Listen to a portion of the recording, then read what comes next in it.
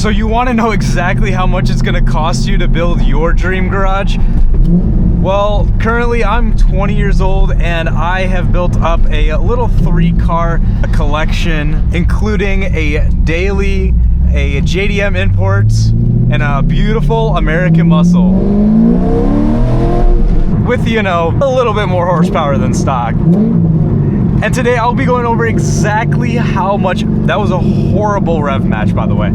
I'll be going over exactly how much it has cost me so far to start building up my 3-car garage. So initially, let's just go over car by car initially and also reoccurringly. First up, my daily. It's a 2014 V6 Mustang. It's got about 150,000 miles on it. She's done good work for sure. The initial cost for this one was $0. This was actually a hand-me-down. My parents bought this one brand new back in 2014, and as a sort of 16th birthday gift, I received this car. Now, currently the car's probably worth like $5,000 to $7,000 on a good day. I've probably put $5,000 into it in modifications, tuning, etc. Just kind of building it the way I liked it to look, sound, except for one of the exhaust things fell off, but that's whatever.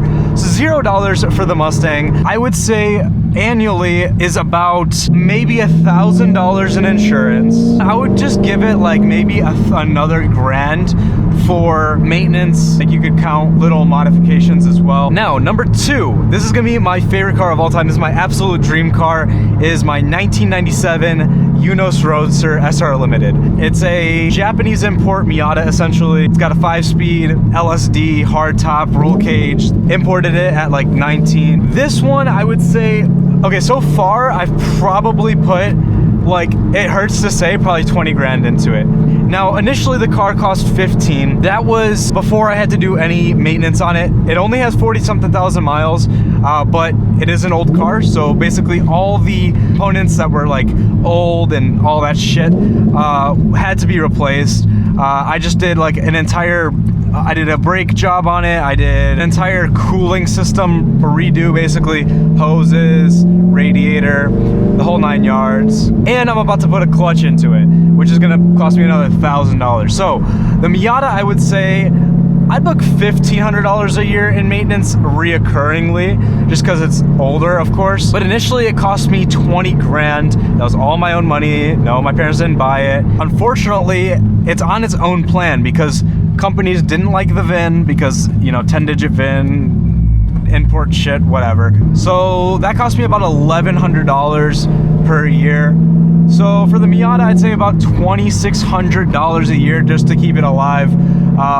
That's probably fair. And again, I budget a little bit more for maintenance and reoccurring just because it's like a 29-year-old car at this point. And I just expect for things to break, things to get old, things to get worn. So $1,500, that's about my estimate. Although initially I think I put in, I mean, with the clutch coming up, like I said, $5,000 from basically buying it initially with the import, and then from there transporting it, doing maintenance, etc., etc.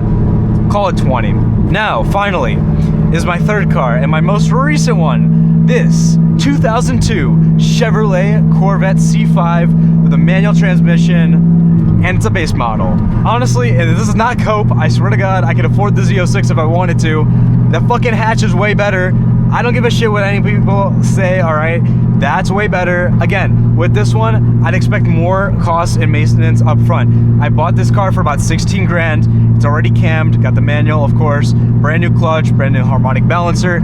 If you know anything about these cars, you know those things go out. And then also, yeah, timing chain and all that. This one's got like 115,000 miles, but basically the entire top end is rebuilt. It's basically a normal LS build. Now, I'm gonna have to put in some money to it. I'm gonna have to do oil changes pretty frequently. The previous owner did every 2,000 miles. I'll probably do the same 2 to 3. I gotta do brakes and rotors here soon. I did get a discount on it because it did need some things to be done. I do gotta chase down a electrical gremlin. but nothing that really affects drivability a whole lot. I think the most pressing thing would probably be motor mounts. I gotta definitely look into that more because it is cam, so it's kind of hard to tell if you need motor mounts, but you know, it's looking like it probably does considering the mileage. So that will be another $300. So basically 16, we can call it, you know, with the flights and everything that I had to go down and get this, call it 17 with the maintenance for the first year and insurance. I mean, you're looking at another like 20. I would say about $1,000 a year in maintenance for this one as well, just because I probably won't drive it as often as like the Miata or Mustang, because the Mustang is gonna be great for the winter.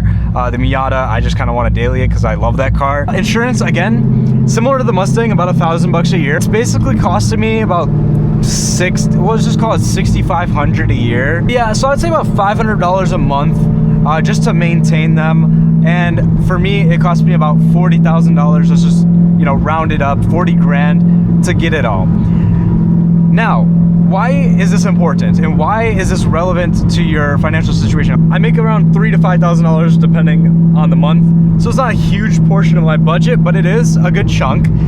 But I will say it's really the only expense I have. This channel teaches you about financial independence and literacy, right? And $500 a month, if you know anything about compounding, $500 a month from the time I was, let's just call it 20, to the time I retire is literally $5 million. Even after inflation, still a good $1.5 million. That $40,000 upfront investment from the time I'm 20 to the same age, 65, let's just say it. We are talking right there, $3.5 million.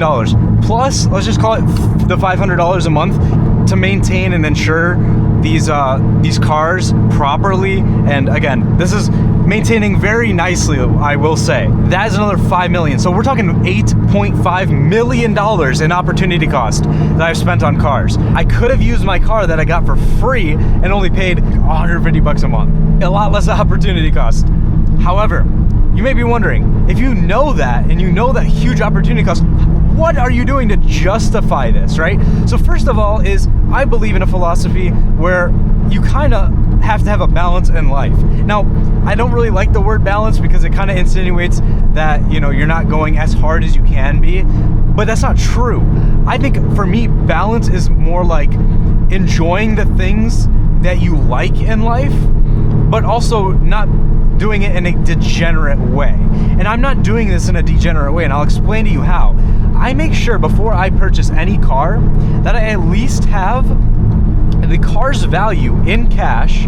Okay, well, I guess double it in cash because you're gonna have to buy the car in cash, unless, you know, you're doing some financing, which that's a whole different story. I'm not totally against it, but I'm also not for it for most cases. 2 times the car's value in cash before you buy it, so that when you buy it, you'll have at least the car's value in cash afterwards.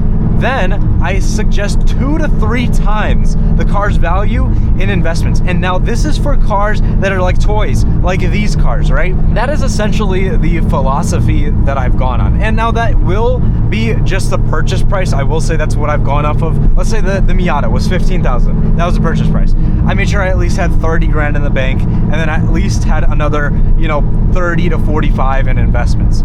Add this one in as well, same thing. So that's how I'm able to justify these car purchases. If you set yourself up right, there is no reason why you shouldn't be able to enjoy the things you like in life, because what else is the point? I got an amazing story because I bought this car. I flew down to Georgia by myself for the first time and drove 1,000 miles back home. That is a fucking story, and it's something that I absolutely love. If you're thinking about getting a car and you're wondering how people are affording this, well, this is how I've afforded my 3-car garage at 20 and how I've justified it financially without putting myself in jeopardization. So I thank you all for watching, and I hope this video came with some good advice that you guys can implement into your own lives, and I hope to see you in the next one. We're gonna be going more crazy, I promise. School just got out. Absolutely gonna be posting a hell of a lot more. School absolutely crushed me this last semester. I think I got more B's than I ever have in my life. I think I got 3 B's this semester and then the rest A's, but that's brutal for me. Engineering student life, with the job, you know, fuck it, we ball. Make sure y'all follow along, and I'll see y'all next time. Peace out.